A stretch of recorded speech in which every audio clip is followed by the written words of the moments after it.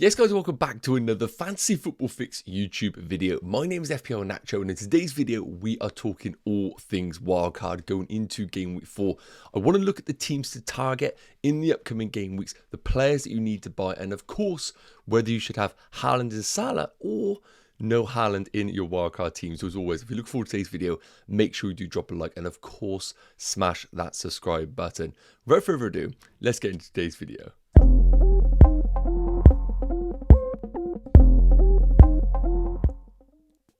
So first up, when you are building a wildcard team in game week 4, I think it's really important to understand the teams to target over a longer term perspective. Now, of course, this season is a little bit different because, of course, we can keep transfers during the wildcard. So if you're one of those lucky managers that is maybe not used a transfer right now, but is also wildcarding in game week 4, you'd actually come into game week 5 with 3 transfers available, which is completely different to what we have seen in previous seasons. So it means you could wildcard in game week 4, but still almost do a mini wildcard a few game weeks later to jump on a particular fixture swing. And we need to talk about that in the fixtures on your screen. Now, of course, there are a few big teams that are not included in this list. We will go through those, including Man City, Liverpool, Chelsea, Fulham. So we will touch on those as well as what you can see on your screens. But game week 4 in isolation has been a popular time for managers to wildcard for a few weeks now.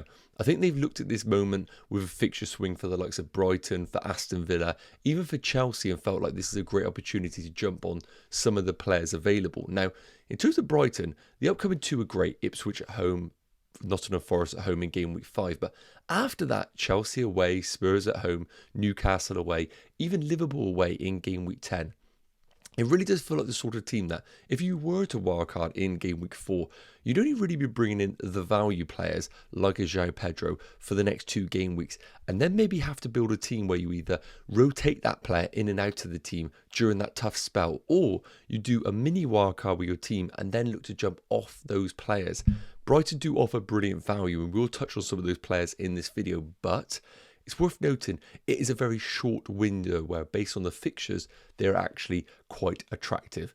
In terms of Aston Villa as well, this is a great time to jump on them if you want to. Everton, Wolves, Ipswich, even Man United at home, I would argue, is a good fixture, and Bournemouth at home in game week 9.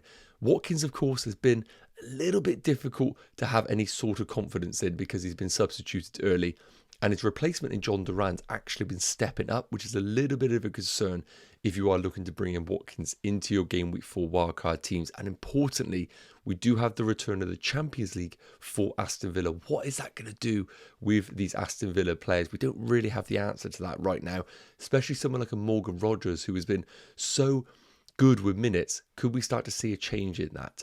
In terms of the other teams right now, it looks like a bit of a change for Arsenal. If you were to wildcard in game week 4, I do think there's an argument potentially to go without.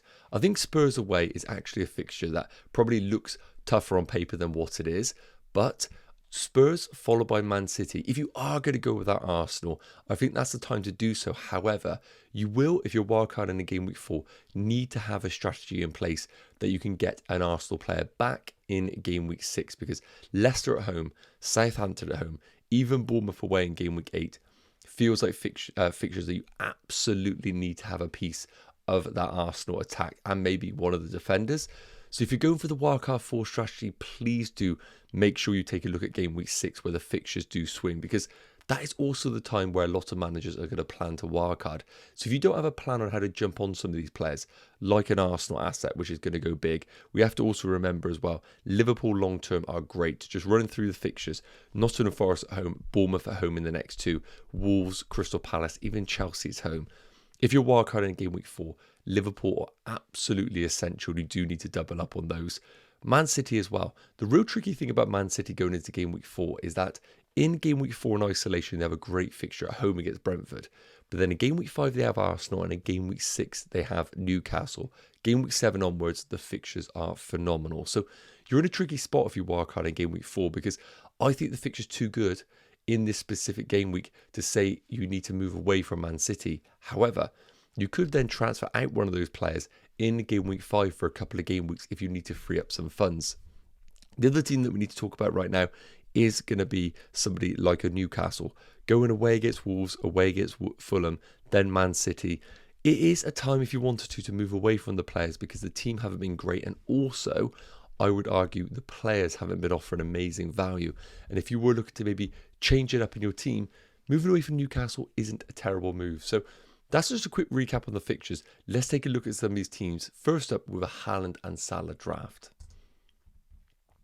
So first up, as you can see, I have built a team here which includes both Haaland and Mo Salah in it, because I do think it is a viable strategy that managers do need to consider. Now, I will put this out there. This isn't completely locked in terms of the players. I wanted to more build this team with an idea on how you could actually structure your team, and then we can have a look at the rest of it here. So in terms of the team, we've got a 4.5 million goalkeeper in Henderson.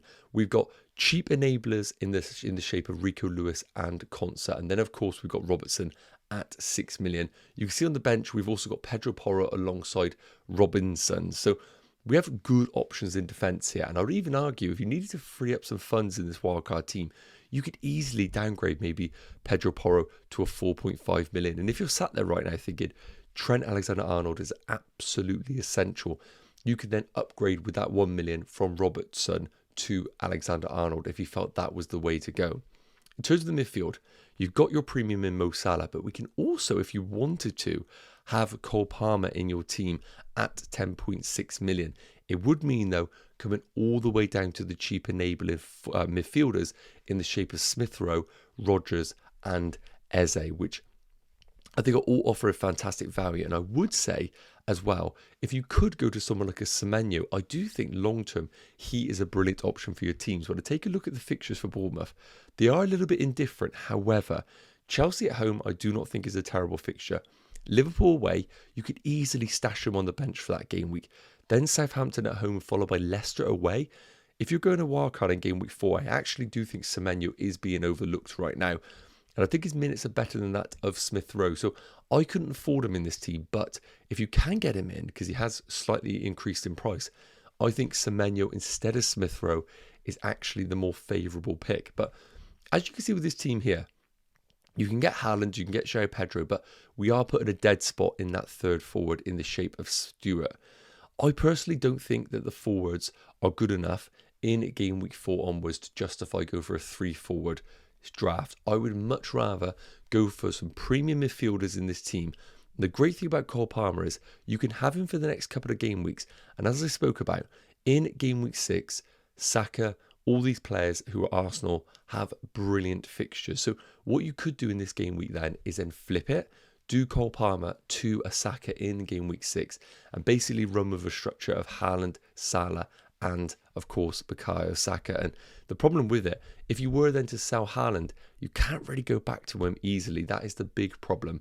The cheapest player is Watkins, who is 0.6 million cheaper. Then you're having to completely change the structure of your team to go back to him later down the line. So look at this team right now. I actually think it is quite attractive. I think you've got the premiums in Salah and Palmer. You've got Erling Haaland up top.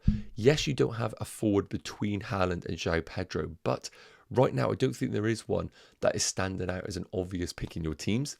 And I do think with a slight tweak in this team, you could easily, let's say, downgrade Pedro Porro to a 4.5, then upgrade Robertson to Trent, and then if you wanted to do Smith Rowe to Semenyo. With those small tweaks in the team, I think you're getting closer to an ideal wildcard in game week 4. But it's worth noting, I still think you need to have a plan in place for the fixture swing in game week 6, where you can get on those Arsenal players. And that's why I think a wildcard in game week 4 is a little bit worrying for certain managers, depending on their team. But this is definitely viable. Let me know your thoughts in the comments. We now need to come into a draft, which is a little bit controversial, and that is going to be a no Erling Haaland team. So, as I mentioned, it is a little bit controversial going with no Haaland in a wildcard 4 team, because as I mentioned, Brentford at home in game week 4. Would you be surprised if he was to get another hat-trick in that game? I don't think we would be at all. However, as I mentioned to you, in game week 5, in game week 6, he does have trickier fixtures. There's no denying that.